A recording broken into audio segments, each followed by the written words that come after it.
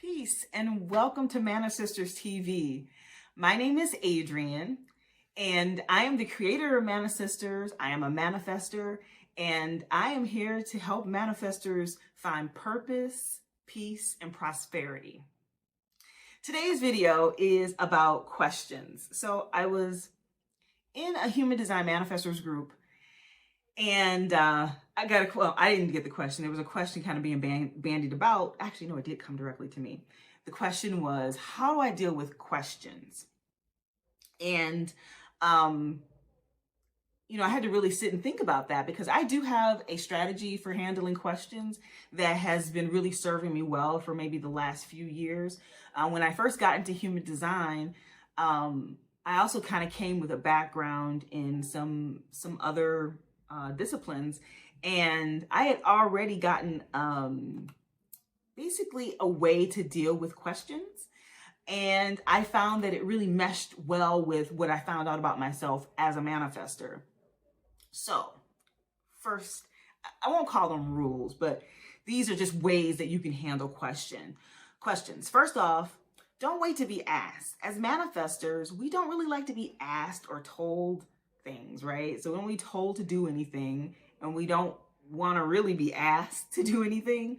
So a lot of the times we're getting asked and or told to do things because we've already given someone the idea that this is something we're going to do. So if you haven't already seen the informing video, I would suggest you either pause and take a look at that, or just look at it after this video and you'll understand more of what I'm saying. You have to be situationally aware to not wait to be asked. So one example might be, if it's your responsibility to be taking out the trash, don't wait till it's overflowing and then someone has to ask you. Just do what you said you were going to do, or do your responsibility. So it's really important that we are fulfilling our responsibility and obligations. And this really, probably could spur another video about making promises or not. The idea here is, if you said you were going to do it, or if it's your responsibility, get it done. And you have to also kind of hold your ideas and things that you're working on sometimes close to the vest. If it's an individual project that's only involving you, then, when you tell other people about it, you almost make an expectation, right? So sometimes it's good to avoid having expectations. However, if you're working with others and they're expecting something from you, right? So you're part of a team and you had a portion of the project that you had to deliver, you need to go ahead and deliver it. Don't wait for it to be asked. It's that same feeling you get when the trash is overflowing and it was your job to do it. So the second thing is all people answer questions at their own pace. So understand that rule or that idea is for you, and also should be applied to you, meaning that this is a way for us to operate well in the world. This is the way we can communicate with one another, and leave space for people to answer questions in their own time, and also not be rushed to answer questions. So I remember a friend saying that she had two answers to every question: the quick answer and the true answer. And she always said that the quick answer was a lie. Now, as I mentioned in the informing video, I don't have a lot of moral judgments around what's the truth and what's a lie. But, we've heard of lies by omission. And honestly, a fast answer is just really to get someone out of your face, right? To get them off your trail. And I'll call this a low fidelity version of the facts, or it may not even be true at all. And an example of that, just in case you're going to be like, I don't lie. Okay, how are you today? Yeah, you're fine. Just like everyone else. Everybody's fine. True answers just take time and energy, and really should be reserved to people who need to know.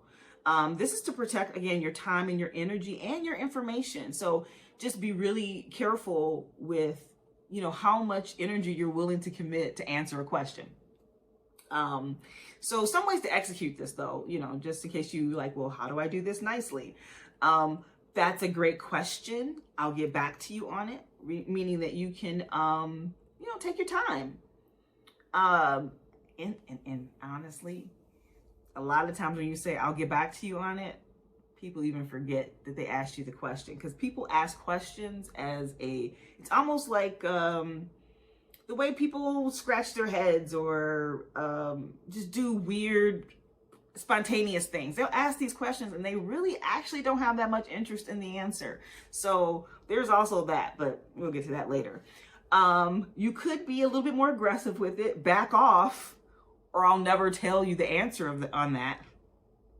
I mean, it's okay. Sometimes you have to push back. But it's like if someone is pressing you to answer a question like right now, especially if you have emotional authority, and if you don't know human design yet, trust me, if you keep watching me, you'll know a lot more. You don't have to. You don't have to answer questions right away. You can also say, it takes time for me to get clear, so your patience is appreciated, right? So you're not even telling them when you'll answer it, or even if you're going to answer it to them, you're still in the getting clear process. So, that's something they'll have to deal with. And you have to really, I think part of this with the questions is questions are kind of like boundaries, or a boundary breaker. It's something that, whereas I'm trying to get into you to find out information from there. So it could be information, but it could be a lot more. So we just have to be really careful with questions. One of the other things, so this is the third point, I would say what I appreciate as a manifestor, and what I would say I have been doing as much as possible, is not asking questions and instead state my curiosity. So I'm saying that as a manifestor, this is the way you should approach people. It will be really awesome, because what happens is, because you are an initiator, honestly, if you start to initiate this new form of communication, you'll find that the people around you will adopt it. That's pretty nice to use your influence for good, and it helps you. So it helps you to maintain your peace, but it also helps everyone else to not feel as pointy and as, invaded upon, because questions can sometimes, like I said, feel like an intrusion.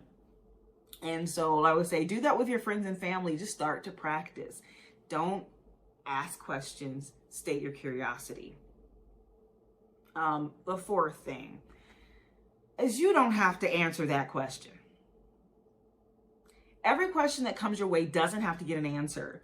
And if you find that someone is asking you a question that is outside of their need to know, it's up to you to choose the best option on how not to answer that question. But you don't have to answer the question. Another thing is that curiosity is not a good enough reason to answer a question. Someone else's curiosity is not enough of a reason. And you can, again, be very courteous, because one of the things that I find with manifestors, people find out they're a manifestor and they're like, I can be an asshole. You can, and you can have a whole lot of resistance in your life. These are your choices. We, in human design, you might hear talking about choicelessness, but before you get to choicelessness, we got a choice. And this choice is, do you want to actually manufacture resistance in your life? Well, if you don't, then you're going to take some of these tips and just experiment with them, see how they work out for you. So some things you can do to not answer a question is, again, I'm not comfortable answering that question. Just easy. I'm not ready to share that information. And here's one of my favorite things, especially if you get a question and it's like, it's coming and you don't want to answer it. You can hit them back with a question. So questions, this is kind of a counterattack, and I hate to say it because sometimes questions can be weaponized.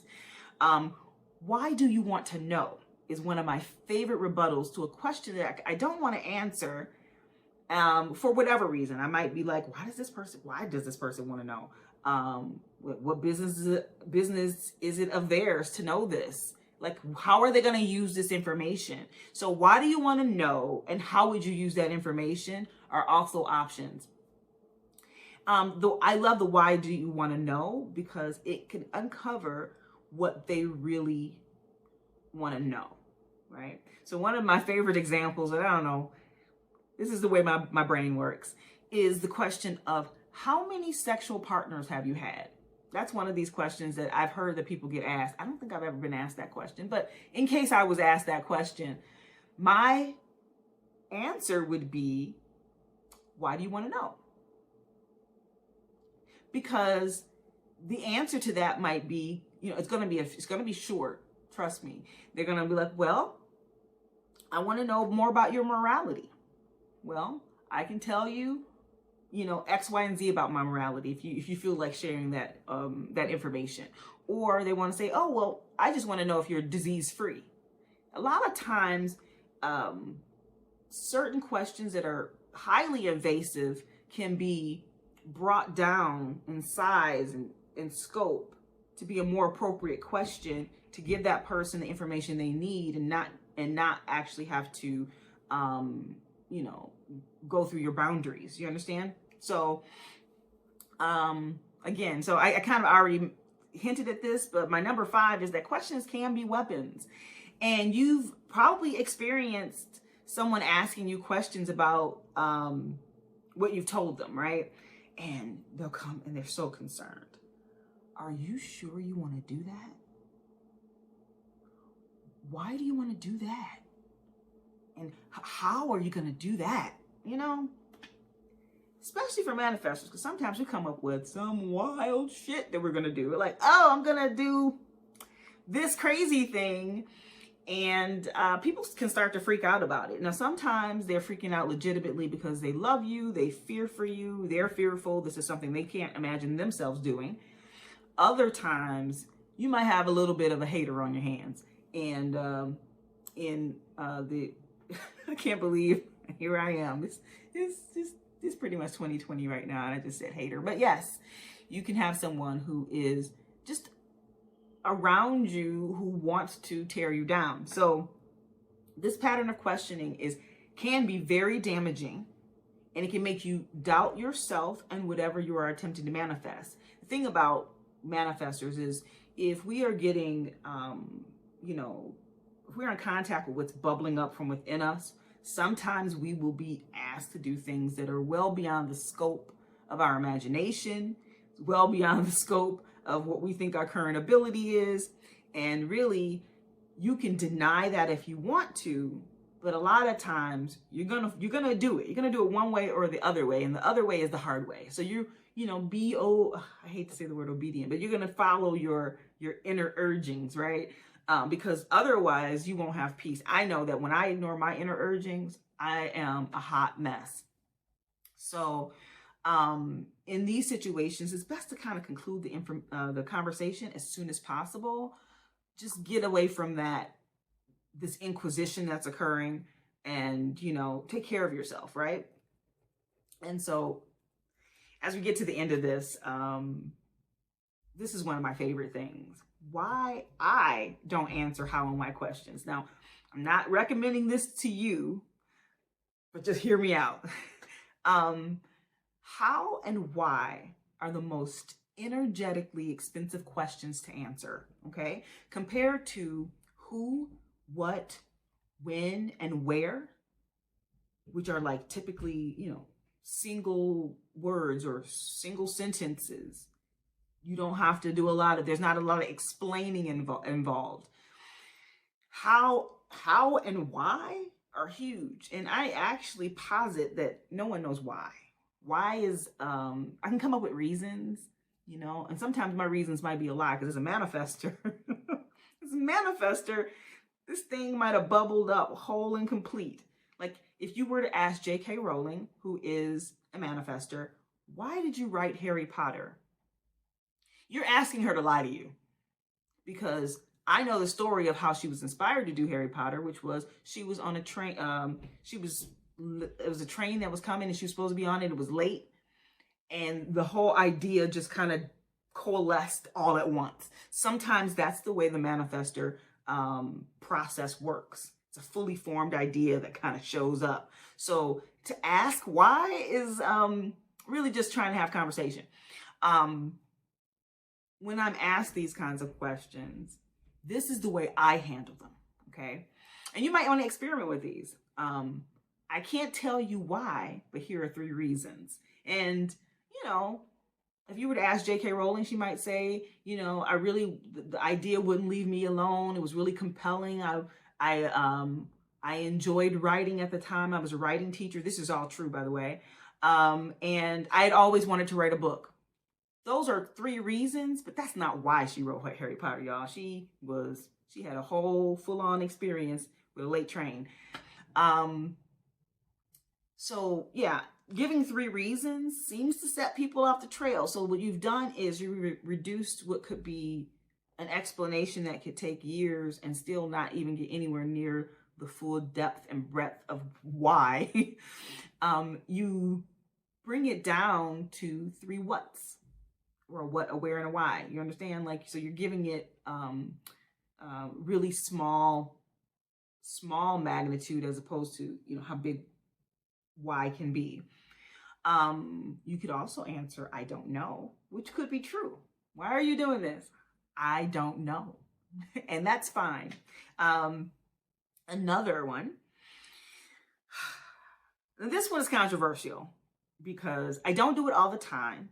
And sometimes it's really true. But I'll tell people, if they ask me how or why, I'm like, listen, I'm actually experimenting, and I'm not answering how or why questions for the month of December. So if you want, you may be able to hit me up, you know, in a month if you're still curious. I don't make any promises to get back to them, and nobody ever comes back and re-ask me the question. It could be pretty harsh, but honestly, I don't know, experiment with it. It's a fun thing. I also sometimes tell people it's a secret.